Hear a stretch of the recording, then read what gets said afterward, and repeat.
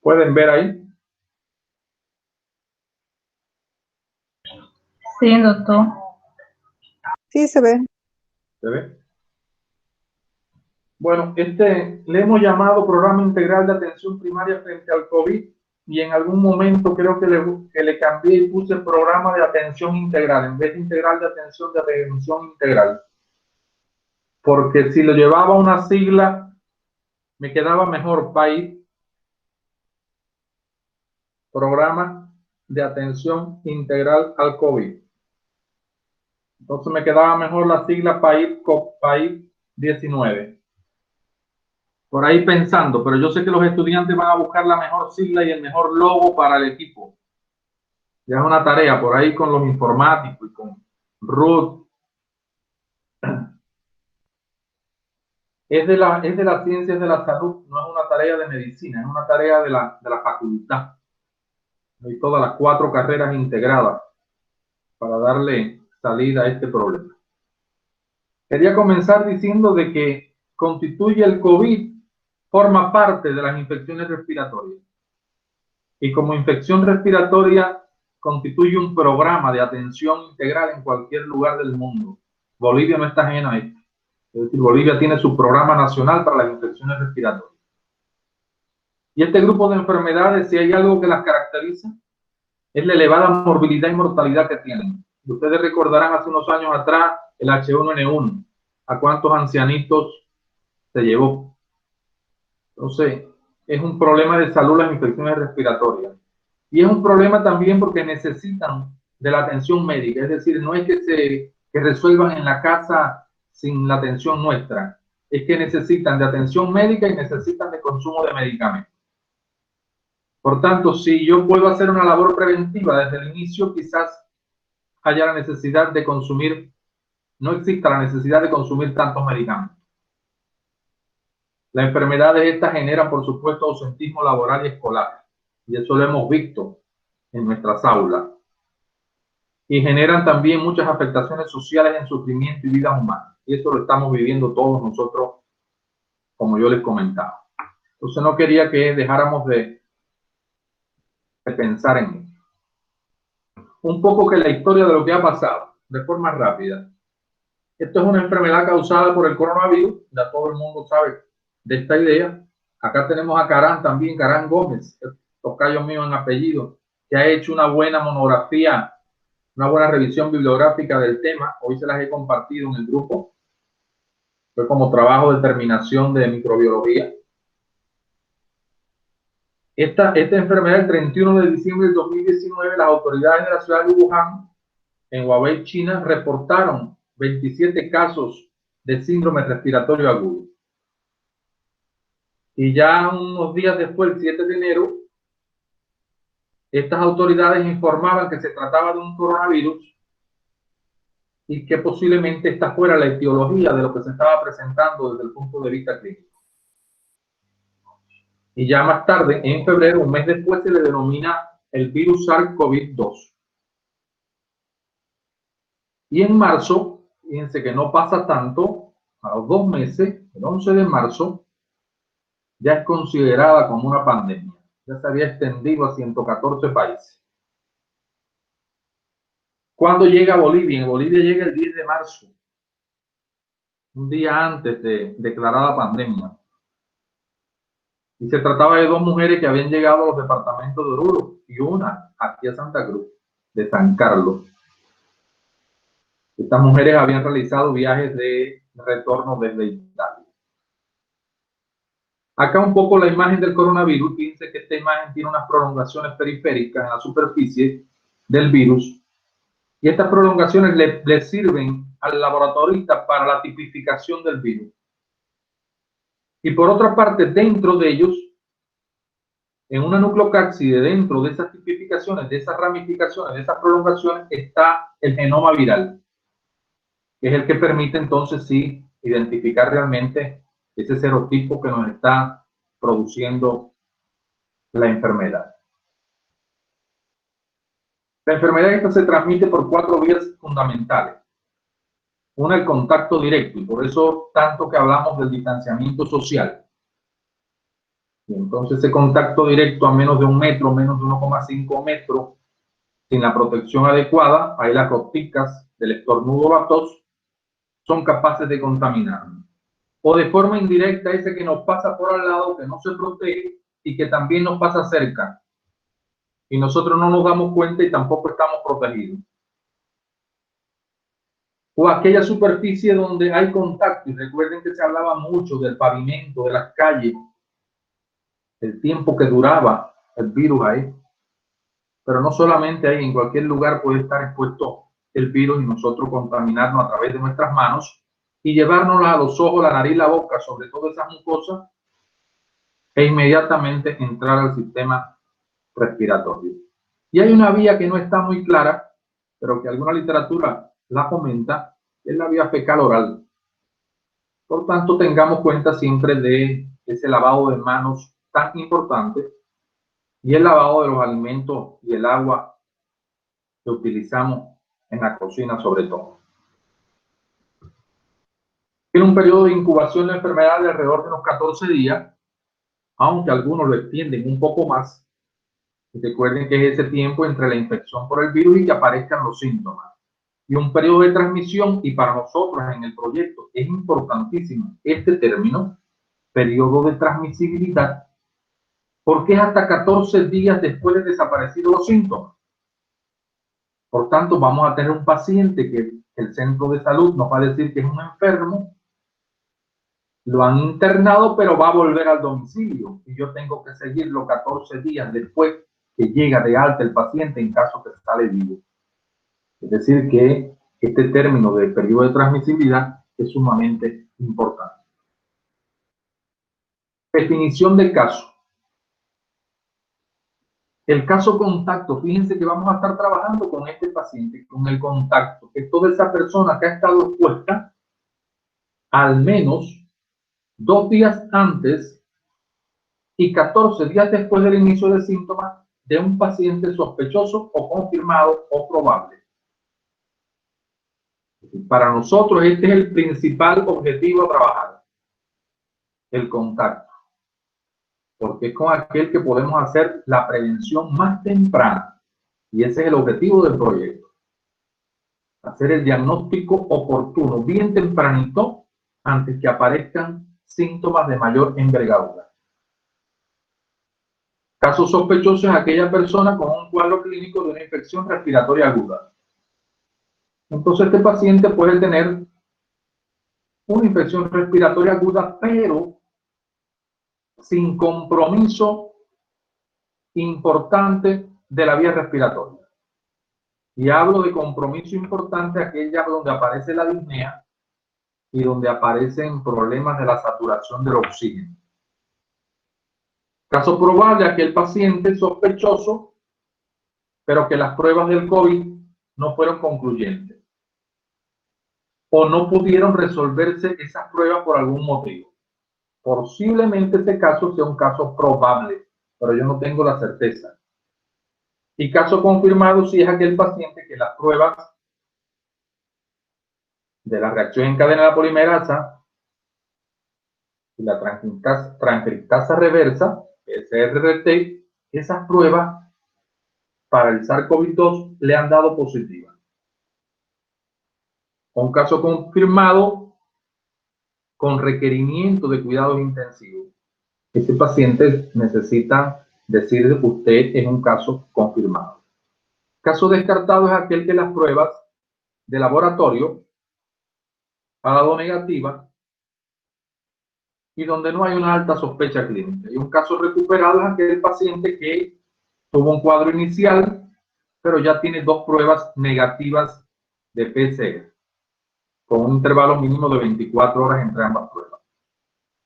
Es posible que estos conceptos se vayan modificando a medida que la licenciada Shirley, que es la que nos va a estar ayudando en la vigilancia epidemiológica,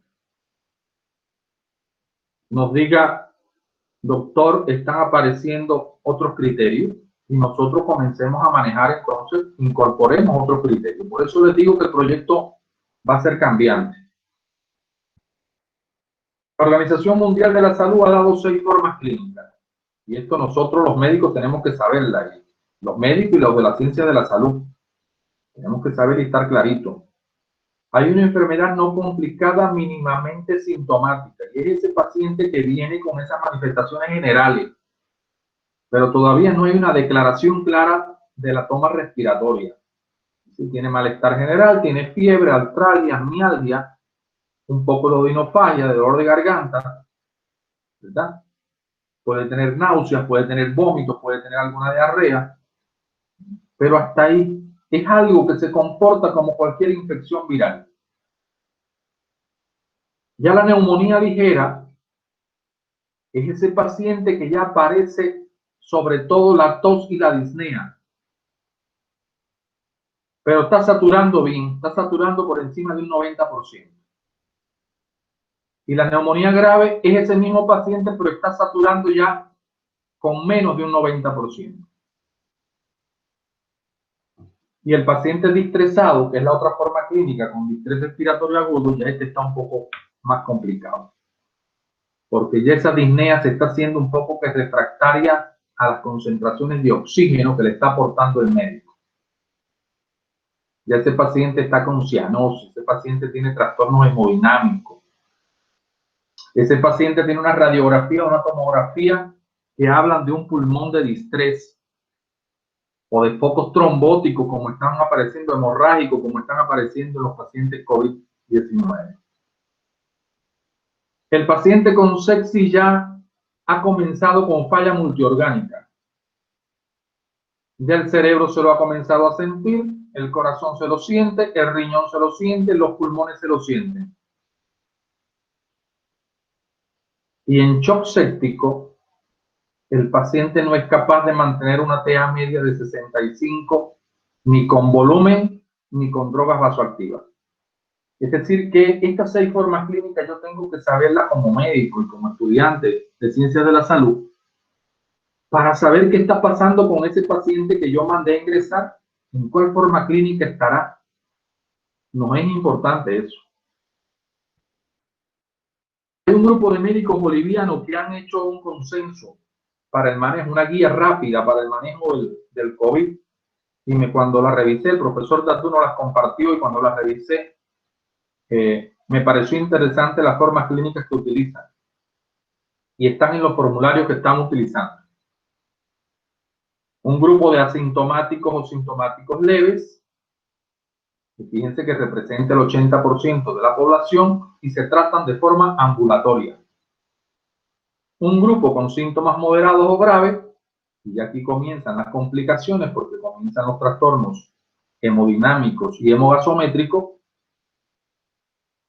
y ese 15% merita internación. Y hay un 5% que es un cuadro crítico ya con falla multiorgánica, sepsis, y shock séptico, y distrés respiratorio, y coagulopatía, y ya estos meritan de terapia intensiva. Es decir, que estas formas clínicas también nosotros las tenemos presentes en el proyecto.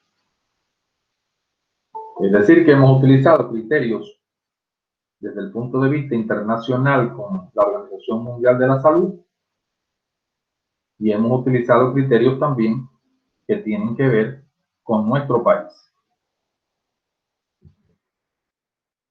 Hay unos factores pronósticos. Si vamos a manejar pacientes que están en diferentes estadios de la enfermedad, debemos de saber qué factores pronósticos tiene mi paciente que lo pueden llevar a un pronóstico más sombrío. Si es un adulto mayor, lo sabemos, paciente inmunodeprimido. Si es un fumador, lo sabemos, paciente inmunodeprimido. Si es un paciente con comorbilidades asociadas y digamos ahí hipertensión, diabetes, neumopatías crónicas, nefropatías crónicas, enfermedades vasculocerebrales, cáncer, cualquier estado de inmunodepresión como el VIH. Esos pacientes son más propensos a estar complicados. Y ahí me gustaría que en algún momento Bioquímica nos dijera, ya tenemos un laboratorio que nos va a hacer la LDH a nuestros pacientes, porque la deshidrogenasa láctica es una enzima que está en varios lugares en nuestro cuerpo, en el músculo, el hígado, los pulmones. Y entonces es un gran medidor de estos problemas. No me voy a detener acá a decir los valores, pero sí fíjense que el último dice que una deshidrogenasa láctica mayor de 365 se asocia a casos fatales. Esto qué bueno que en algún momento pudiéramos estar haciendo esto además del PCR. Vamos a estar haciendo vigilancia epidemiológica activa, pasiva, y vamos a estar haciendo seguimiento. Esta vigilancia activa, en un principio vamos a hacerlo desde la atención primaria. Es decir, que este mes de julio, fíjense que esta enfermedad está prevista estar con nosotros buen tiempo. Y yo les decía en el primer encuentro que tuve con las directoras de las carreras, que no importa que se acabe el COVID en noviembre, porque el proyecto lo podemos asumir para cualquier enfermedad que venga a posteriori. O si queríamos decir, vamos a trabajar con diabetes mellitus y enfermedad renal crónica, que se están muriendo muchos pacientes en las máquinas de diálisis, podemos aplicarle el proyecto de igual manera. Es decir, que creo que el proyecto es para futuro también. Entonces vamos a estar trabajando en un inicio con el Centro Perpetuo Socorro, y si todo sale bien, nos vamos a extender a la atención secundaria para apoyar también la atención secundaria. Vamos a ver las investigaciones, hasta dónde podemos llegar con los casos diagnosticados, y vamos a mantener nosotros la capacitación constante. Es decir, este proyecto nos va a permitir saber bastante del COVID y nos va a permitir investigar bastante sobre el COVID. Así lo soñamos. Una vigilancia pasiva, que va a ser el reforzamiento de todos estos mecanismos de notificación de los casos, y tener ahí esa base de datos que Chile nos va a estar, que nosotros vamos a alimentar esa base, y Chile la va a estar puliendo y viendo y haciendo análisis. Vamos a ver la vigilancia de todos esos casos respiratorios que están suscitando. Vamos a mantener la capacitación de los colaboradores. Y vamos a ver el uso de las plataformas. Y ahí es la tarea que tiene William y Ruth, junto con marketing. Ya yo he hablado hoy, William y Ruth, con marketing, que están muy motivados con el proyecto. Antes de llegar acá se lo estaba presentando al vicerrector y a marketing, y tenemos las puertas abiertas con ellos. Quedaron muy motivados con la idea. Por tanto, ya ustedes deben de comenzar a trabajar en función de todos los artes habidos y por haber, y con el apoyo de marketing, ahí los diseñamos para darle la publicidad necesaria. Esto merita un seguimiento, esta vigilancia merita seguimiento. Y hay en el proyecto que yo les pasé, en la propuesta, hay unos 8 o 10 indicadores para vigilar el comportamiento del proyecto. Entonces esto lo vamos a hacer quizás semanal, quincenal, trimestral, y hagamos análisis de estos indicadores para ver dónde podemos influir de mejor manera. En esta lámina yo había incorporado a Medibut. No me ha quedado tiempo, pero vamos a quitarla por esta primera etapa. Quizás lo incorporemos en la segunda etapa cuando vayamos a la atención secundaria. ¿Y por qué? Me explico ahora. Vamos a estar trabajando con el Centro Perpetuo Socorro y nosotros como universidad.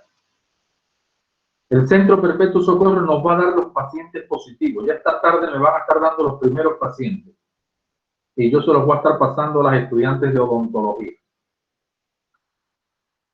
Vamos a comenzar mañana, si Dios quiere, vamos a comenzar mañana a llegar a las casas. Y llegando a las casas, identificando casos, si hay un caso sospechoso, ahí mismo retroalimentamos para atrás, contrarreferencia se llama, y mandamos la información de nuevo a Perpetuo. Porque Perpetuo tiene la posibilidad de hacerle la prueba rápida, y si necesita internación, de mandarlos para instituciones hospitalarias. Entonces, creo lógico que mantengamos este flujo como un sistema, y que dejemos un poquito afuera ahora a Medibus. Medibus es una plataforma donde también estamos incursionando. Tenemos 6 egresados de medicina y un titulado trabajando con ellos, donde están haciendo un buen trabajo. Pero si nosotros mandáramos a estos pacientes que Perpetuo nos está dando para Medibus, para que ellos lo atiendan, se perdería el control de foco. Porque lo que nosotros vamos a hacer en epidemiología se llama control de foco. Entonces se perdería ese control de foco y esa vigilancia epidemiológica. Entonces la idea es que mantengamos con el centro Perpetuo. Ahora, cuando estemos en un segundo nivel, si llegamos a un segundo nivel en el Hospital Bajío del Oriente, que ya hemos establecido cierta relación, ahí sí puede comenzar a entrar Medibus, porque ellos no tienen establecido ese seguimiento a la población, sino atienden directamente al caso enfermo. ¿Qué objetivos tiene la propuesta esta? Bueno, el objetivo general es reducir un tanto la morbimortalidad en la población que atendamos, fundamentalmente en los grupos de riesgo. Y cuando hablo de grupos de riesgo, estoy pensando en el adulto mayor y en los pacientes con enfermedades crónicas no transmisibles. Y si Mendizábal lo cree en el neonato, ponemos al neonato también si es un grupo de riesgo, para que no se me vaya a poner celosa. Y hay cuatro objetivos específicos. Uno que sería identificar oportunamente a los contactos cercanos de este paciente sospechoso o confirmado. Esa es la primera tarea que tenemos, la gran tarea que tenemos. Que de forma rápida identifiquemos el contacto de ese paciente sospechoso y confirmado. En segundo lugar, educar a esa población. Brindarle toda la educación para la salud necesaria. Hay que leer ese protocolo que tenemos, donde hay un grupo de medidas que tenemos que aprendérnoslas para podérselas decir a los pacientes. Y nos van a estar apoyando enfermería. La tarea que tiene enfermería es la de educación para la salud, que junto con Ruth y con William, en la preparación de todos los artes, todos los desplegables, todos los boletines, toda esa información que se pueda generar y que nosotros le podamos aportar a la familia. Es decir, que ese sería el cumplimiento de ese segundo objetivo. Un tercer objetivo que es la capacitación constante nuestra. No sé si lo vamos a hacer una vez a la semana, no sé si va a ser cada 15 días, pero quizás esta semana le toca a medicina hacer la capacitación, la próxima la hace bioquímica, la próxima la hace... Y así nos vamos manteniendo capacitados en relación con todo lo nuevo que va saliendo del COVID.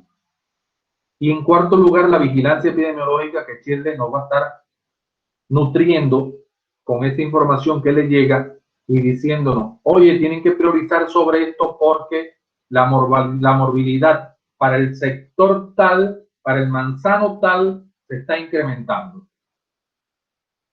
Entonces, por ahí serían los 4 objetivos que, como digo, se pueden quitar algunos y se pueden poner otros. Es un proyecto flexible, dinámico. Lo tenemos previsto en 3 etapas. Una primera etapa que es esta que estamos, donde estamos capacitándonos y que ya arrancamos mañana porque no espera. Que ya entraríamos en esa segunda etapa.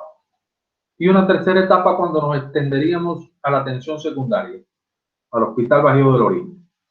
Pero tenemos todo este mes de julio para trabajar con Perpetuo y sistematizar bien lo que queremos, quitar lo que nos sobra, buscar lo que nos falta y organizar bien el proyecto. ¿Cómo lo tenemos previsto? Vamos a interpretar un poco el flujograma este. Fíjense que el paciente parte del Centro de Salud Perpetuo Socorro. Ahí es el que nos va a dar el caso. El centro me va a confirmar por las tardes o por la mañana tempranito los casos del día anterior. Y yo inmediatamente me voy a comunicar con los estudiantes de odontología. Puede ser que cuando maduremos en relaciones, ya la doctora de epidemiología me diga, deme el contacto directo de las estudiantes de odonto, porque ya las muchachitas están bien preparadas y ya la información todo es certero. Entonces, las estudiantes de odontología, ¿cuál es la tarea que tienen ellas? Una vez que ya recibieron 10 pacientes, un ejemplo, pacientes confirmados con sus direcciones, celulares y toda la información que le va a dar el centro de salud, ellas van a comunicarse con esas familias, verificando que realmente sea cierta la información. Y van a estar pidiendo algo como a manera de un consentimiento informado, si están de acuerdo en que nosotros entremos a ayudarlos desde el punto de vista de la prevención. Y hago hincapié en algo. Nosotros no podemos ni recetar ni indicar exámenes de laboratorio. Eso no, porque no tenemos la justificación legal para hacerlo. Son estudiantes de medicina. Pero además que no es la intención, porque como les decía, la batalla esta se gana en la educación. En la educación para la salud con la familia. Entonces, una vez que ya estos estudiantes de odontología verifican que la familia está de acuerdo en que nosotros entremos, ellas se comunican con los estudiantes de medicina. Ellas van a tener el listado de todos los estudiantes de medicina, ya van a saber, a Carla ya yo le di un caso, ahora no le toca a Carla, a quien le toca es a Karán. Karán, mire, esta es tu familia. ¿Qué va a hacer Karán una vez que ya tiene la familia que le corresponde? Va a hablar con enfermería, por eso dice ahí teleenfermería, y Karán va a tener la lista, porque todos nos conocemos, todos estamos aquí en el grupo, de las estudiantes de enfermería. Debe decir, ya yo necesito todo el material de educación para la salud, para la familia que tengo. Eso es una acción que va a tener Karán. Pero por otro lado, Karán va a sentarse y a llamar por teléfono o por videoconferencia o por WhatsApp a alguien de la familia que pudiera ser un responsable, le podríamos llamar el responsable del núcleo familiar. Y esa persona, que es la que más conoce la familia, nos va a clasificar los miembros de la familia. Y la clasificación la vamos a ver en dos grupos. O está asintomático o está sintomático. Si está sintomático, ese es nuestro, ese es de Karán. Y Karán tiene el objetivo de esos pacientes que están asintomáticos de seguirlos durante 14 días. Cada día Karán, a una hora determinada, que se pone de acuerdo con la familia, va a estar contactándole y decirle cómo están todos en la casa. Todos seguimos bien. Ese grupo que está asintomático. Ahora, si hay un grupo sintomático, ese lo vamos a referenciar. Dice ahí a Medibut, pero no vamos a poner Medibut, eso lo vamos a arreglar y vamos a poner Perpetuo Socorro. Ese inmediatamente Karán va a comunicarse nuevamente con las muchachitas de odontología para que ellas den el parte a Perpetuo Socorro que el paciente en la familia tal hay 3 pacientes sintomáticos sospechosos de la enfermedad. Por tanto, el centro de salud va a tomar 2 conductas. Van a ver el caso, lo van a ir a ver, le van a hacer las pruebas y van a decidir. Ya eso, fíjense que ya se va de las manos nuestras. La actividad de Karán llegó nada más hasta informarle a odontología que este paciente meritaba ir al centro de salud o que el centro de salud fuera a verle. Y el centro de salud va a tomar 2 alternativas. O lo ingresan en el domicilio o lo ingresan en hospital. Si lo ingresan en el domicilio, sigue siendo el paciente de Karán. Y el seguimiento, Karán le tiene que dar un seguimiento, si fue negativo, por 14 días. Y si fue positivo, ya lo sabemos que todos los pacientes COVID positivo, aunque estén en la casa, se siguen 14 días después desaparecido los síntomas. Por tanto, se mantiene con nosotros este paciente. Si este paciente, por otro lado, el centro de salud decidió ingresarlo, cuando ingresa al hospital, el paciente tiene dos posibilidades. O sale vivo o sale fallecido. El fallecido en este momento no nos interesa. Nos interesa aquel que salió vivo. Ese que sale de alta hospitalaria, ya en uno de los formularios le hemos preguntado, porque le llenamos a él un formulario y le hemos preguntado si está dispuesto a ser donante de plasma.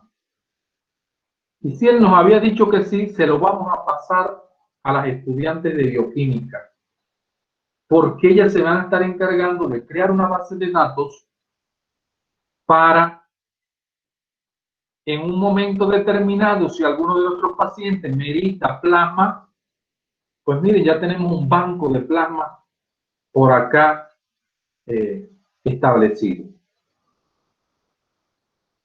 Bioquímica también, ayer me decía Shirley, yo lo veo bien, y está la doctora Patricia. Aquí podríamos incorporar una acción que serían algunas recetas saludables, me decía Shirley.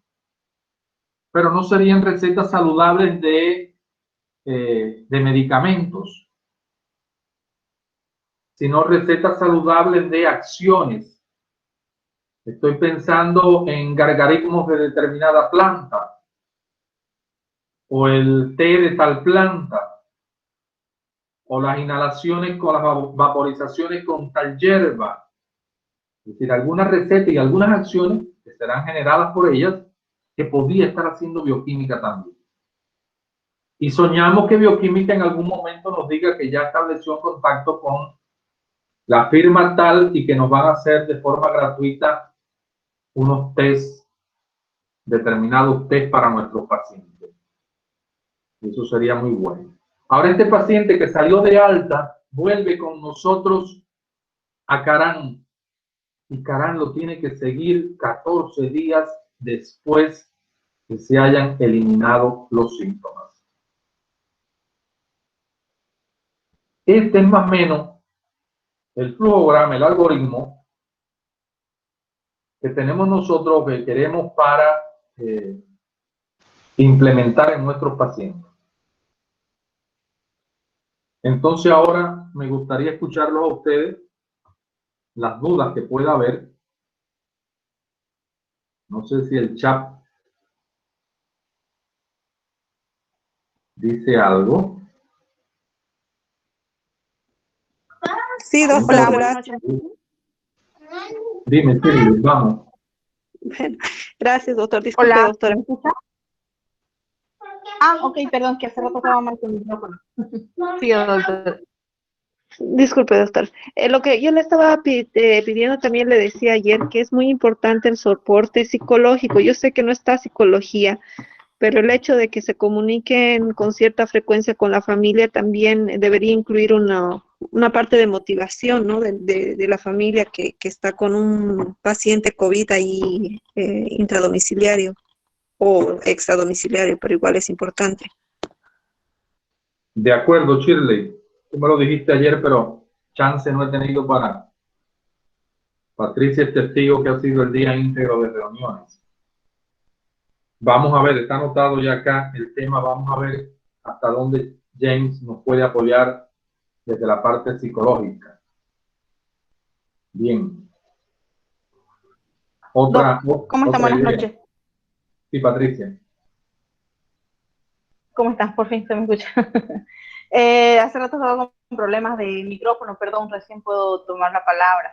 Bueno, sí, habíamos ya conversado con usted y bueno, me parece que había conversado también yo con la doctora Maggi, que es de farmacología. Están presentes también algunas de mis estudiantes que le había comentado a grandes rasgos, pero no a detalle porque me pareció justo que estén presentes en la reunión de hoy. Sí, se ha pensado, además del tratamiento y el seguimiento para hacerle firmar el consentimiento informado para hacer sobre todo el seguimiento de los pacientes posibles donantes, además de un acompañamiento y con consejos de tipo nutracéuticos, entonces para ver el tema del fortalecimiento inmunológico para ellos, por un lado.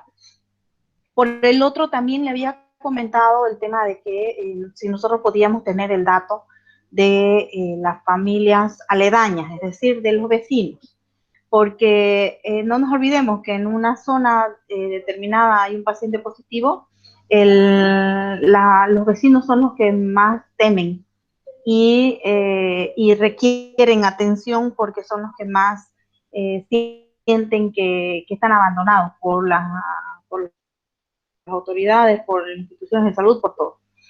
En ese sentido es que había propuesto yo que nosotros nos hagamos cargo del acompañamiento, sobre todo en consejos de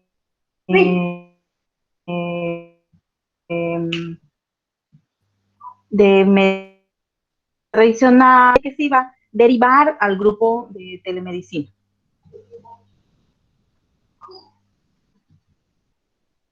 Tiene dificultad de la profe Patricia.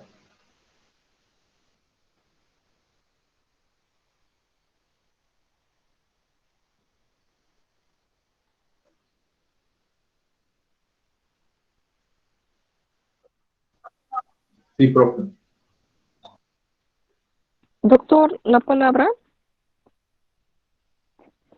Bueno, me parece excelente el programa y todo lo que estamos haciendo, pero tenemos que ver las posibilidades de a poco ir ampliando, uno, la posibilidad de internación, veía ahí el Bajío del Oriente. Y bueno, usted sabe que trabajo en el japonés, hoy día se ha inaugurado el primer domo del hospital, con 30 unidades de terapia intensiva.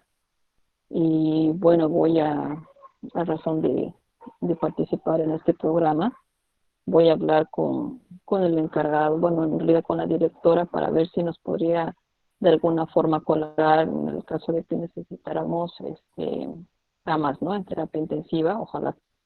Y bueno, en relación a los exámenes complementarios, supongo que todos los exámenes complementarios se van a hacer en el Bajío, o ¿dónde se va a hacer, doctor? Esa era mi pregunta.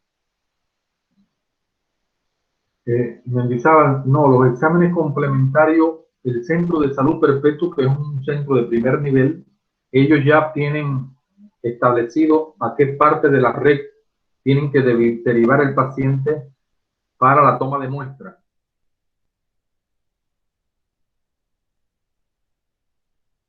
Perfecto, perfecto. Entonces solamente va a ser derivación. Yo pensé que iba, no sé, hacerse como que se captaba el paciente ahí en Perpetuo Socorro y se iban a ir póngase al Bajío, y del Bajío se iban a hacer la R, ¿no?, los exámenes de gabinete y todo aquello. Pero bueno, ya entendí. No, el Bajío va a entrar en un segundo momento, en la tercera etapa, si nosotros logramos estabilizar el trabajo en Perpetuo. Queríamos ayudar al Bajío en el sentido de que ellos no tienen el capital humano para seguir la cantidad de pacientes que internan con COVID positivo. Y entonces nosotros ahí podríamos también apoyar en ese sentido. Te pregunto, sí, dime, sí, doctor. dime. No, sí me parece bien, porque obviamente lo que no hay justamente es personal, ¿no? Y obviamente si se va a hacer este proyecto, a la larga siempre se empieza con pocas personas y luego se va entrelazando, porque en el caso de pediatría, si bien no se ven en muchos casos graves, pero sí hay que hacerles un seguimiento, porque justamente las familias, el contagio, más que todo la internación, se debe a que los padres presentan, pues, ¿no?, el COVID. Y hay que hacer el acompañamiento a los niños y ver la sintomatología para que yo me pueda contactar también con la sociedad de pediatría, pero tendría que mostrarles un universo, no decirles, no, hay esta cantidad de pacientes, y plantearles la posibilidad de que la sociedad de pediatría nos pueda colaborar. Bien, Mendizábal. ¿Las 30 camas que se están habilitando en el japonés son de miscelánea para todo el mundo o es de pediatría? Le cuento que es para, bueno, en realidad es para todo el mundo. Eso es lo que han habilitado esta mañana, eso es lo que estaban hablando, pero por lo que me he enterado, va a ser más para la parte de adulto, porque toda la parte de pediatría como tal están habilitando otra sala, ¿no? Otros espacios específicos para pediatría por el lugar, porque la verdad los domos sí solo es para gente mayor, y usted sabe que en la parte pediátrica se necesita un ambiente un poco más acogedor. Entonces están viendo eso, pero sí, las unidades están muy bonitas y todo, pero veremos de que empiece a funcionar. Doctora Mendizábal, todos los proyectos que puedan salir de que se generen otros y otros, abiertos estamos. Por tanto, es muy válido. Los frutos los da la interdisciplinariedad. Es decir, cuando somos varios pensando, el fruto queda mejor. Es cierto, doctor, es correcto. Otra idea. Los estudiantes, quiero oír los estudiantes. La profesora Limpia, si está por acá todavía. Doc, ella tuvo que retirarse, pero enseguida regresa. Carla, ¿qué te parece, Carla? Doutor, muito bueno o projeto, pero tenho uma dúvida, creio que dois. Eu, como estudante de medicina, lego ali a telemedicina, e esse llenado de ficha seria os formulários que nos enviou? Ajá. Ok. Se meu paciente é assintomático, eu compreendi, mas se é sintomático, eu vou referir novamente ao call center odontológico para que eles entrem em contato com o Perpétuo Socorro. Isso. E depois, como vai volver para mim, novamente? Perpétuo Socorro vai volver a falar com o call center odontológico para falar se foi intra-hospitalário ou domiciliário? Creo que van a ser las muchachitas de odonto. ¿Están las estudiantes de odonto acá? Creo que solo yo, doctor. Sara, sí, Sara. Sara, te cambié el nombre porque me escribiste primero Merubia y yo este nombre, pero después me di cuenta que era Sara, me dijo Danielita Antesana. Sara, Sí, creo que ahí, Carla, odontología tiene que saber que tiene 5 pacientes en la semana que mandó para Perpetuo. Y tiene que identificar qué pasó con esos 5 pacientes. Pero tú también, que nada más por el momento vas a tener 2 familias, por ejemplo, tienes que saber que tienes 2 pacientes que no están en la casa. ¿Dónde están? Están hospitalizados. Hay que estar al tanto. Y hay que estarle preguntando a la familia responsable, oye, ¿tú sabes si le hicieron radiografía? Mira, necesito que le hagas una foto a la radiografía, a la tomografía y me la mande. Pídele a la enfermera que te haga una foto de los complementarios y me lo mande. Es decir, ese nivel de relación, pero además Shirley va a estar por debajo sabiendo aquellos pacientes que han dado positivo, que están internados y que son de Carla y de Carán. Por tanto, se va a comunicar con ustedes y con las muchachitas de odontología del call center. Sim, ok, doutor. Porque não sabia como ia envolver este paciente para mim, para que eu possa dar continuidade 14 dias depois que saiu do hospital, para saber como está e como estão as pessoas de sua casa. La intención, estudiantes de medicina, que son los que van a estar más llegando a la casa, es que ustedes formen parte del núcleo familiar. Tienen la inmensa tarea, tarea de ser acogidos en esos núcleos familiares como un hijo más.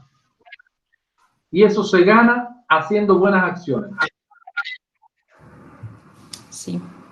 Por tanto, se van a enterar de todo lo que está pasando con sus pacientes.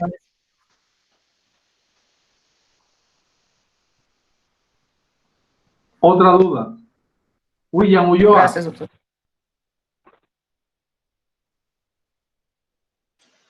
Doctor, ¿cómo está? Hola, hola. Sí, te escucho. Sí, ¿cómo está, doctor? No, la idea buenísimas, ¿no? Para, bueno, con nuestro granito de arena poder colaborar a la sociedad, ¿no? Tenía mi dudita en respecto a la parte técnica y de registro, ¿no? Tenía entendido que con Medibook se está trabajando para el tema del registro de historia clínica, ¿cierto? Por ahí hablaba para el registro del banco de la base de datos para el banco de sangre. No sé si hay en algo que pueda colaborarlo con la elaboración de alguna planilla o ver alguna otra forma más de que podamos trabajarlo todo con gusto. No sé si esa parte la tienen ya pensada, cómo la van a hacer o todavía. William, lo que hemos ideado para arrancar es formularios de Google Drive. Uh-huh. Pero cuando ya tú agarres esos 3 formularios y creas que los puedes unificar en una historia clínica electrónica, bienísimo. Ok. ¿Ya? Ese es el avance que vamos a ir teniendo. De a poquito vamos creciendo. Sí, correcto. Doctor, Sí, Dávalo. he estado pensando que si va a haber en alguna etapa después del formulario o para el seguimiento o acompañamiento de la familia, podrían grabar estas llamadas que se hacen de parte del estudiante a la familia. Uno, para tenerlas como un archivo de evidencias, de audios, por familia, por fecha, que puede servir para respaldo de la universidad como parte de material que respalde el proceso como evidencia. 2, para ver por qué la falla, ¿no? Para ver la interpretación, por qué le cortaron o cómo avanzó, es decir, para analizar más adelante. Y como evidencia, fundamentalmente, si se puede pensar en que en el momento de hacer la llamada de seguimiento, en monitorización, se pueden grabar, si los estudiantes pueden grabar estos audios. Yo no sé, yo creo que eso va a ser particular de cada cual, porque todo va a estar en dependencia de la disponibilidad de megas y no sé, de todas estas cosas que depende del internet, cada estudiante y cada uno de nosotros. Pero lo que sí había pensado, Dávalo, para esto de las evidencias, es que quizás una vez a la semana o cada 15 días, o cuando cierre el ciclo en la familia de que ya todos están sanos, hacer una videoconferencia. Es decir, ese estudiante planificar una videoconferencia con esa familia y quizás ahí entra lo que quería Patricia. Miren, inviten a 3 o 4 de la comunidad, de los vecinos de ustedes, y entonces ahí se hacía una actividad de cierre o algo así. Yo creo que no todas las actividades podrán ser grabadas, pero sí aquellas que de acuerdo a la disponibilidad. Sí, lo veo bien. Doctor. Sí, Shirley. Doctor, una duda. Primero Shirley y después tú, Julio. Perdón, doctora. Gracias, doctor. Primero, con referente a los formularios, entiendo la inquietud de alguno de los estudiantes para hacerle el seguimiento. Claro, uno llena el formulario de Google, pero luego no puede recoger la información del paciente o tiene que buscar entre todas las respuestas. Entonces, bueno, hasta el momento creo que no hemos logrado en la universidad adiestrarlos a los chicos en el uso del EpiInfo, que el EpiInfo justamente colabora mucho en la elaboración de estas carpetas epidemiológicas que permite inclusive la geolocalización y el monitoreo de grupos, de diferentes grupos para identificar. Cada grupo tiene un código, se le genera un código y de esa manera puede distribuirse. Yo en lo particular no he manejado mucho el EpiInfo, pero sé que sirve como una buena herramienta epidemiológica. Eso por un lado, habrá que analizarlo tal vez para más adelante. De todas maneras, la información va a tratar de estar disponible para que los chicos tengan la carpeta de cada uno de las personas que estén atendiendo, porque hay una opción de mandar mi respuesta a mi correo y entonces ahí ellos pueden ir a hacer el seguimiento por cada ficha que vayan llenando. El segundo punto con la doctora Dávalos, el consentimiento informado tendría que estar correctamente detallado para que permita que nosotros podamos grabar las entrevistas. Y como usted mencionaba, es muy complejo porque dependemos de los equipos de los chicos, de la capacidad que ellos tengan de organizar y almacenar las llamadas. Nosotros como docentes lo sabemos porque como hemos grabado todas las clases ha sido un dolor de cabeza y se hacen 10 llamadas por día, organizar que cada llamada tenga el nombre, un código, etcétera, es una locura. Y ese, no sé, lo pongo a disposición, pero sí el testimonio que pueden dar los pacientes antes, durante y después del proceso es muy bueno. Es muy bueno, creo que eso se puede organizar, que el paciente dé su testimonio en unos 5 o 10 minutos para motivar al resto de la comunidad, ¿no? Que se puede compartir ya en el Facebook, con marketing, obviamente con todos los protocolos de ética que se deben seguir para este caso. Nada más, doctor, gracias. Gracias, Shirley. Julio.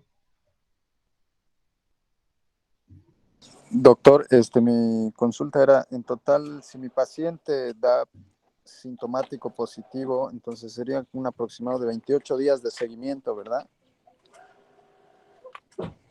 Si tu paciente está sintomático, se va a Positivo. mandar al centro perpetuo. Exacto, que se lo mande al centro. Si ahí decidieran ponerlo en cuarentena domiciliaria o bueno, depende si está grave o depende cómo lo clasifican y lo mandan a un centro de salud de más alto nivel, igual serían 28 días, ¿cierto? De seguimiento. Alrededor de 28 días, sí, porque sería mientras esté como caso confirmado, que está enfermo. Son 14. Ahí están alrededor de 14 días. Y después que desaparezcan los síntomas, 14 días más. Durante el periodo de transmisibilidad de la enfermedad. Ok, gracias. Profe Patricia. Doc. Sí, no, te quedaste ahorita cortada, no sé si querías terminar la idea. Sí, justamente, me preocupa mucho, eso habíamos hablado hoy día con la doctora Maggi, de generar, vimos el formulario que nos compartió para poder utilizarlo, pero, y sí, la idea es que también nosotros generemos un formulario nuestro con los datos específicos para ver esa posibilidad, ¿no? Como le decía, sigo yo con la pena y con la intención del acercamiento no solamente al paciente y a la familia del paciente, sino al contacto, que muchas veces puede ser un paciente asintomático o puede también ser un propenso, ¿no?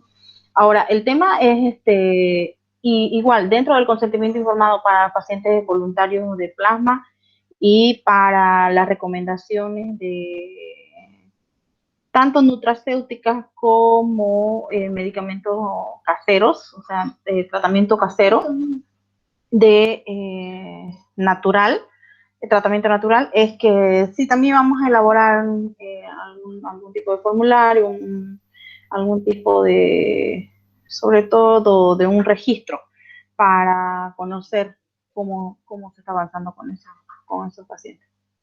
Yo creo que sí, Patricia. Fíjate que cuando sale el caso del hospital, que ya te lo pasamos porque es un contacto, porque fue un enfermo y dio su consentimiento, ahí mismo ustedes le sacan toda la información posible y generan los proyectos que quieran generar. Por ahí es una vía. Y la otra vía es el contacto directo con el estudiante de medicina. Yo creo que sí, que se generan proyectos por esta otra vía. A ver, me pide la palabra Ruth.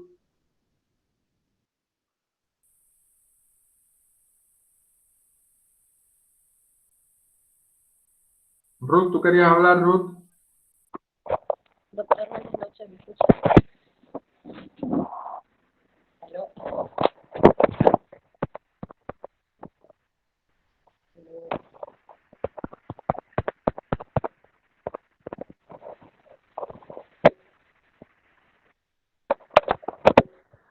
Hola, hola, hola. Ahora te escuchamos, Ruth. Ya, listo. Buenas noches, doctores, compañeros. Es lo siguiente, doctor. Desde mi lado, que era el tema de informática y cómo dar a conocer el trabajo, lo que podríamos crear, como usted sugirió, el tema de blog, era abrir herramientas o ventanillas que podríamos clasificarla según el trabajo del paciente. Por ejemplo, por un lado, podríamos establecer los protocolos de manejo de paciente, dividiéndolo entre que pacientes que están recuperándose en su casa, protocolos de pacientes que han sido dados de alta en hospital y que van a terminar total recuperación en su casa, y establecer protocolos donde hable desde la alimentación, ambiente, y luego abrir otra ventana de que hable netamente de pacientes con enfermedades de base, por un lado, y por el otro lado podríamos crear una herramienta que exhiba todos los datos de los pacientes recuperados con pruebas al final, es decir, esos pacientes que algunos fueron asintomáticos y se hicieron la prueba al final de COVID y resulta que ya se recuperaron y ni la sintieron la enfermedad, llevar un conteo y abrir una herramienta.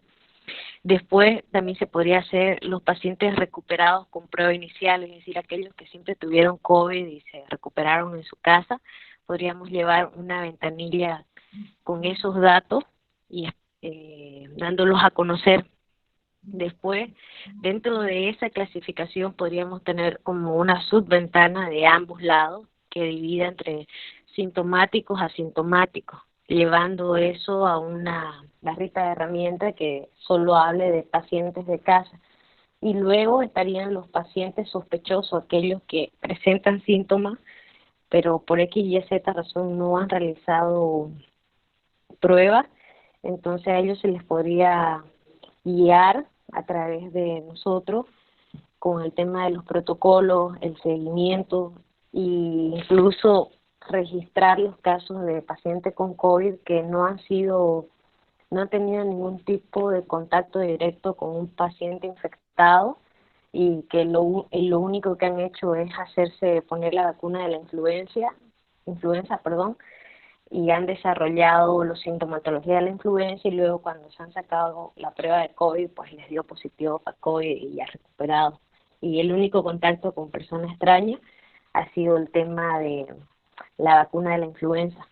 Podríamos registrar eso y ya en modo general, como para llamar la atención, podemos con la doctora Shirley hacer la estadística del manejo de los pacientes asintomáticos, no asintomáticos, pacientes graves, no graves, y mostrar abajo con estadísticas también el qué tan eficiente está haciendo el trabajo, cómo vamos con números en el manejo de los pacientes y ir promocionando toda la base de datos organizada que tenemos, tanto en Instagram, en Facebook. No sé si me logré explicar, pero desde nuestro lado nosotros podríamos organizarlo de ese modo, ya que en Bolivia no hay aún eso.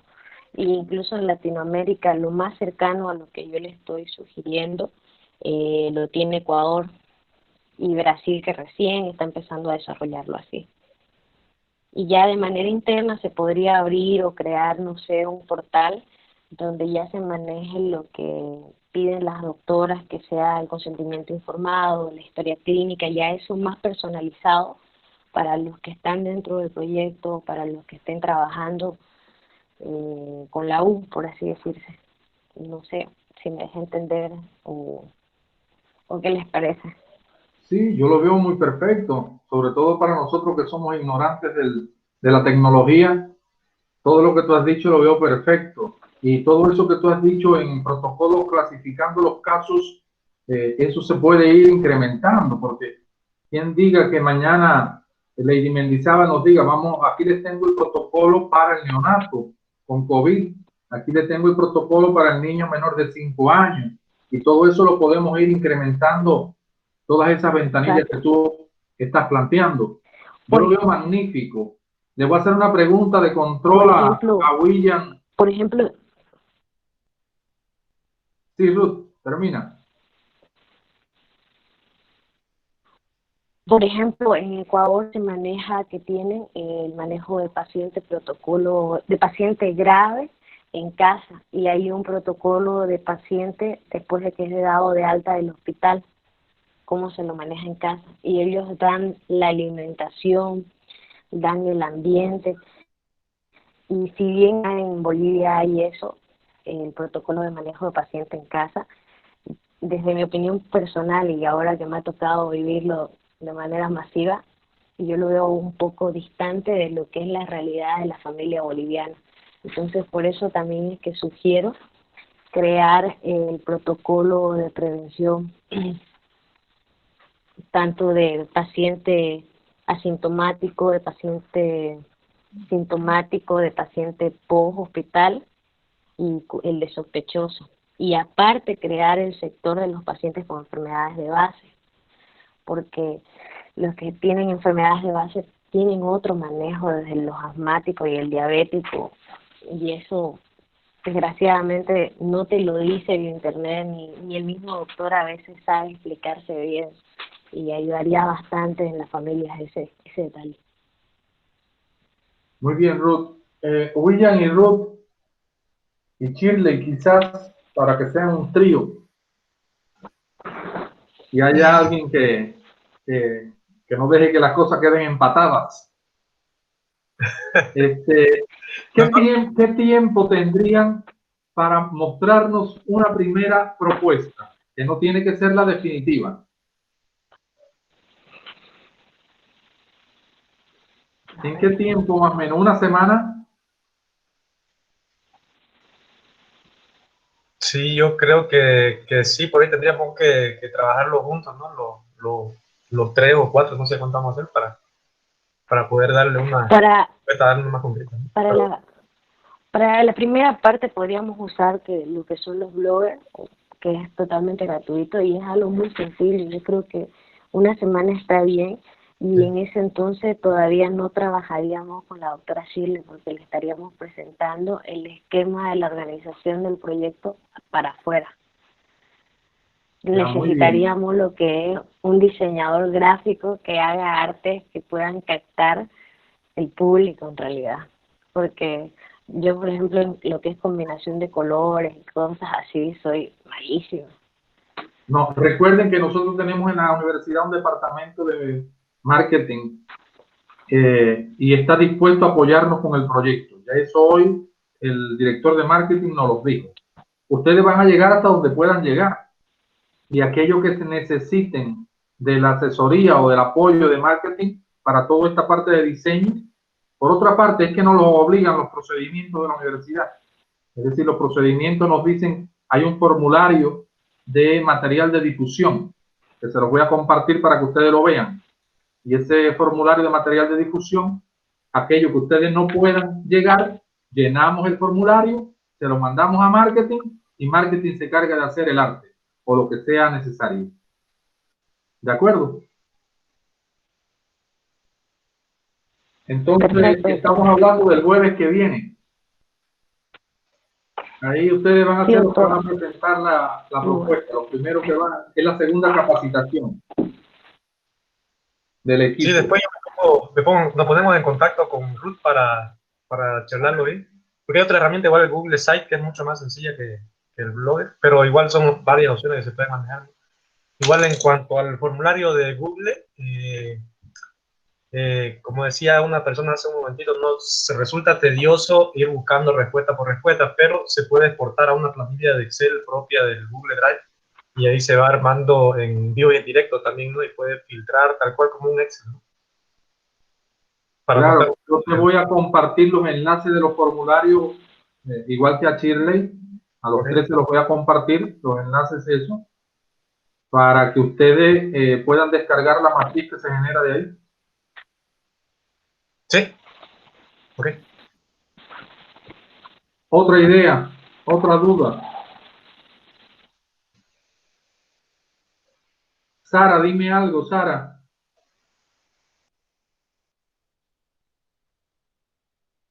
Doctor, yo tengo una duda.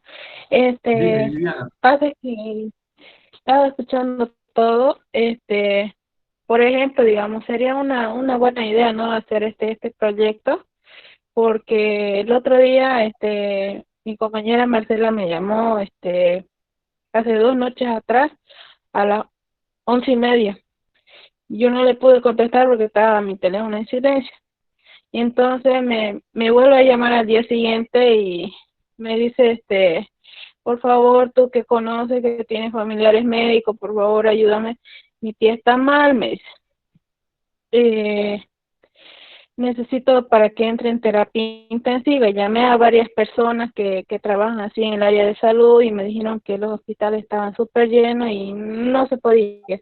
Entonces, en este caso, digamos, para poder hacer todo este trabajo, ¿tiene que ser solamente de la ubicación del estudiante donde se encuentre o tiene que ser buscando así mayor cantidad de gente contagiada, digamos, de esta enfermedad?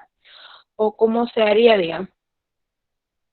La idea, Viviana, es en un principio, esta etapa del mes de julio es una etapa de un muestreo piloto. Es decir, vamos a sistematizar lo que queremos hacer. Fíjense cuántas ideas han salido hoy que no están en el proyecto. Y así, a medida que vayamos avanzando, van a salir otras ideas. Por tanto, Doctor. este mes... Dávalo. Sí, termine, doctor. Yo continúo. El micrófono.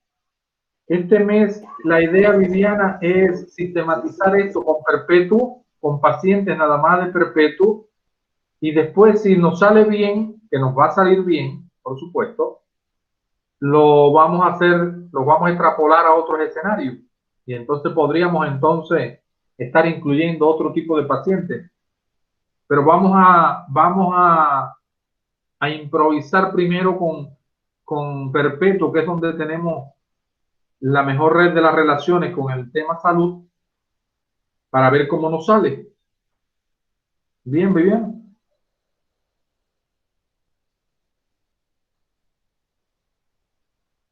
Dávalo. Doctor.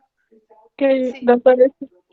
Sí, Viviana. Para aportar sobre el tema que comenta la estudiante, es cierto que si bien la información está en todos los medios y algunos números no son reales o no tienen la información que la persona necesita, tal vez aprovechar números de referencia que sean útiles y dejar como un mensaje o estos clips virales, estos TikTok, estos tipos de mensajes para los que se van a contactar, que sean 3 números de referencia que sean útiles para ellos. Es decir, si tienen una emergencia, dónde llamar o a quién llamar.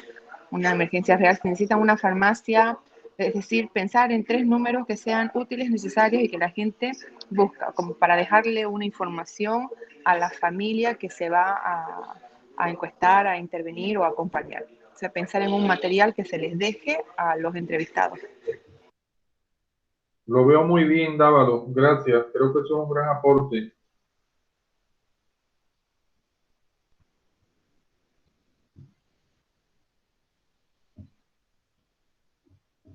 Otra idea.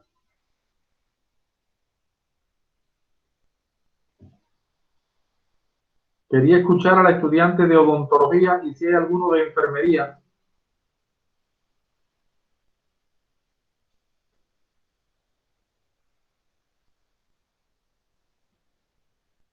¿No? No sé si están agotadas las ideas, si todas las dudas, los estudiantes que pudieron llenar los formularios, si no hay duda en el llenado de los mismos. Estos formularios, por supuesto, que van a cambiar, van a ir cambiando a medida que vayamos madurando en el proyecto. Patricia, ¿alguna otra cosa? Doctor. Sí, doctor, justo sobre el formulario. Me parece que hay que generalizarlo un poco, porque cuando habla del código universitario del estudiante, bueno, hay que personalizar un poco los formularios y ver quiénes se van a utilizar con los de medicina, quiénes con los de odonto, y bueno, cada carrera, ¿no? Porque una de las preguntas, por ejemplo, uno de los datos para llenar habla del código universitario y que debe incluir la sigla MED. Entonces, sé que esta era una prueba, es un piloto, pero creo que ya tenemos que ir viendo también cómo vamos a empezar a trabajar en nuestros formularios personalizados para que puedan también llegar de buena manera y pueda tener los datos exactos la doctora Andrade. Claro. Sí. Carla. Eu ia perguntar aos docentes de informática se tem como cambiar lá quando pede a fecha de nascimento, porque se a pessoa é de 1978, eu tenho que volver, por lo menos eu não consegui, mi formulário, fazê-lo digitando. Tenho que procurar a fecha do ano, envolvendo todos os anos. Isso tarda, é complicado. Não sei se tem como cambiar isso para eu poner, por exemplo, 7 de 8 de 1978. Direto, sem precisar volver todos os anos para ligar a este ano. Creo Eso que lo vamos a dejar para una segunda. Para va a una tener que segunda ser parte de informática, Carla. No, No, Carlita, se puede digitar se sin puede, necesidad. se puede. Si uno escribe la fecha directo, la fecha, el mes y el año, permite, estoy en ello ahorita. Sí, se puede. Pero intenté de todas as formas, não consegui. Fui a ser, pus um ano anterior, pero não consegui fazer isso. Por isso perguntei. A repetir informática. Ya en el grupo ponen los que lo saben hacer, en el grupo de WhatsApp comentan ahí un pasito a paso para que todos lo sepan. Quizás es, doctor, porque lo están haciendo desde el celular. Sim, eu hice por celular, teléfono. De repente hay algún dato ahí que está permitiendo que el celular no lo hagan. Sí, del celular igual se puede. Le voy a mostrar ahorita el video. E eu igual, doutor William, me quedei com uma dúvida em relação às fechas, onde eu pedi a fecha de ingresso, estava bem, pero quando se pedia a fecha de alta de hospital, não conseguia, dava sempre um erro, não teve que sacar, porque não seguia o formulário se pôs a fecha de alta. Não sei.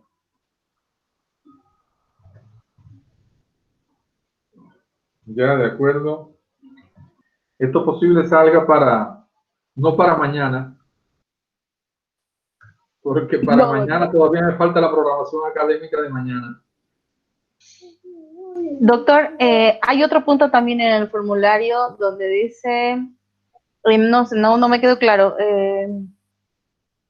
nombre y apellidos del miembro del núcleo familiar que responde a la llamada, y abajo dice celular del miembro que responde a la llamada.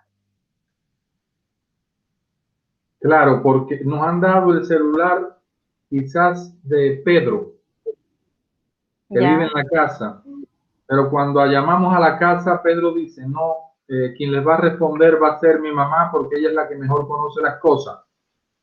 Entonces, perfecto. Lo que quiero es eso, que el estudiante identifique el líder de la casa, esa persona líder, esa persona que es, es decir, los que han estudiado conmigo saben que cuando estamos hablando de pronóstico, nosotros tenemos que identificar quién en la familia es el que más puede aportar. Y eso ustedes tienen que saberlo, ganárselo en la familia. ¿Quién es aquella persona que más puede dar el dato real? Y entonces esa es la persona que a ellos le colocan. Doctor, también se puede generar algún protocolo de recepción de la llamada y de respuesta. ¿Se acuerda cómo manejábamos con servicio estudiantil y cuando hicimos el curso de atención al cliente? Había un formato establecido para saludar y para recabar los datos. Entonces quizás podríamos hacer esto con el primer contacto que van a hacer las chicas o los chicos de odonto, para que se estandarice aquello, porque no vaya a ser que no sé, por X o Z motivo se le vaya algún dato, además del formulario, sino aparte de la empatía que se tiene que tener, porque es un primer contacto, ellos van a hacer el primer contacto con los pacientes. Entonces quizás se puede elaborar algún texto, algún común relato para que los chicos lo tengan a mano. ¿Te puedo hacer una pregunta? Claro. ¿Me puedes ayudar en eso? Pregúntele a González. Ya, doctor, yo lo hago, no hay problema. Ya, no, porque yo no estuve en ese curso, Patricia, no estuve en ese curso. Me estoy imaginando lo que tú quieres decir. Lo que tú quieres decir me lo imagino. Un tanto que para limitar las dudas. Doctor, Sí, Marilia. yo creo que podríamos hacer esto también con los otros estudiantes de medicina también, porque por llamada y por todo eso, si tuviera algo así a preguntar más fácil de todo eso, creo que la llamada y lo que queremos hacer no va a pasar despercibido, estará más clarito. A ver, repíteme, no te entiendo. Yo pienso así que como tendremos que saber algunos datos que no se puede pasar para hacer el seguimiento, entonces creo que también podría ser patronizado eso, como la doctora estaba diciendo, con los de odontología, para que no quedase sin hacer las preguntas de todo eso y fuera una cosa para hacer el seguimiento. Claro, en eso más o menos me imagino que es lo que quiere Patricia. Algo que esté protocolizado también en un grupo de preguntas que las muchachitas de odonto deban de hacer. Sí. De manera tal que ya esté clara. Que vayamos, el de medicina cuando entra la familia ya está claro la situación cuál es. Y eso ayuda para que no habla muy bien español, ¿no? Esto les va a servir a ustedes para hablar bien. Mejor. Sobre esto,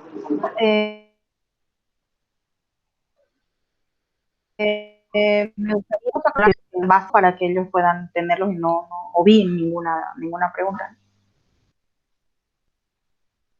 Se entrecortó mucho tu llamada, Patricia, no te entendimos.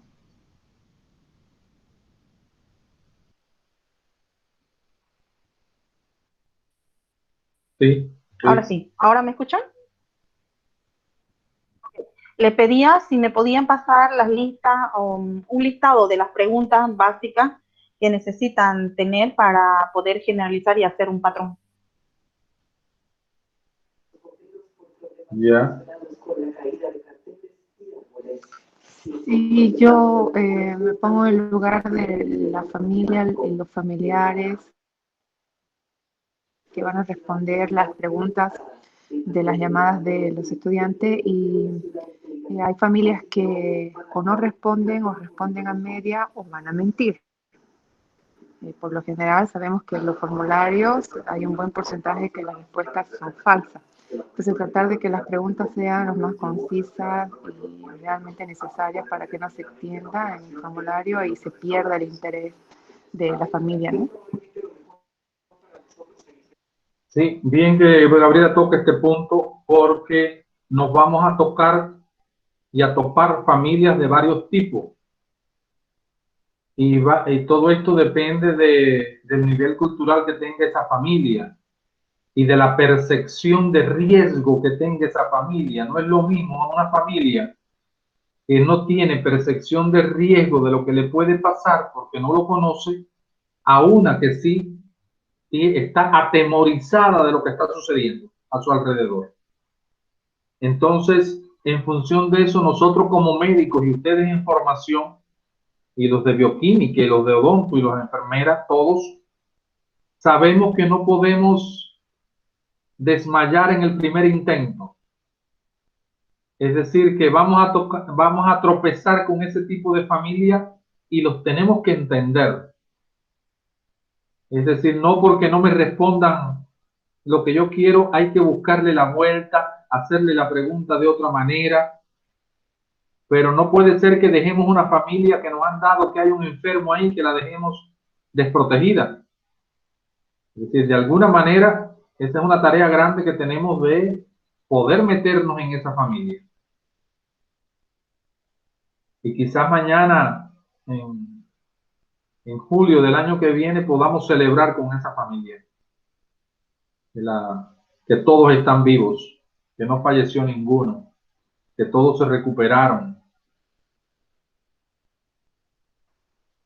¿Alguna otra cosa? Doctora Indira, no le he escuchado.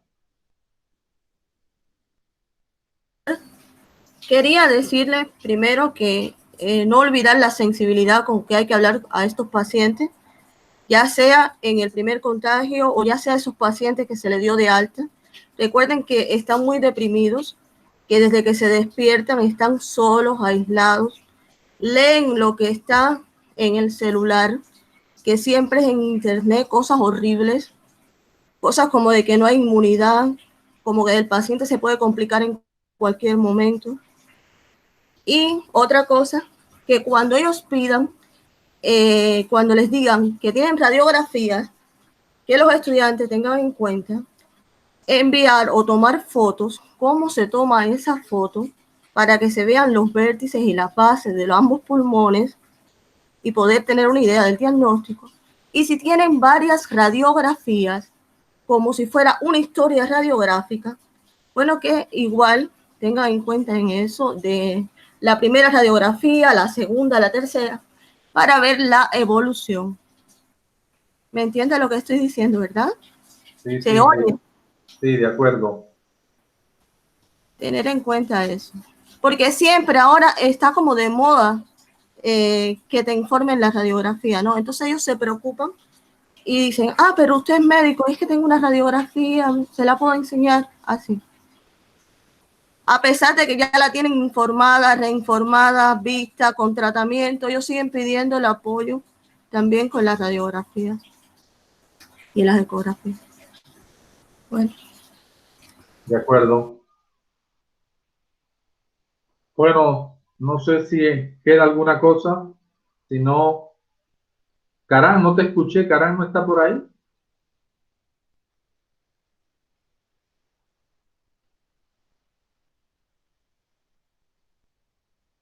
Si no queda ninguna otra cosa, agradecerles el encuentro. Para mí ha sido muy bueno escucharlos a casi todos y todas las ideas. He anotado aquí 11 puntos. Por tanto, tenemos para trabajar. Ojalá mañana pudiéramos comenzar. Vamos a ver cómo se nos presenta la tarea y si no arrancaríamos el lunes. Vamos a ver. Pero posiblemente comencemos mañana y vemos cómo funciona. Si no hay otra cosa, agradecerles, que tengan buenas noches, síganse cuidando y cuidando a la familia. ¿Ya? Gracias, buenas noches.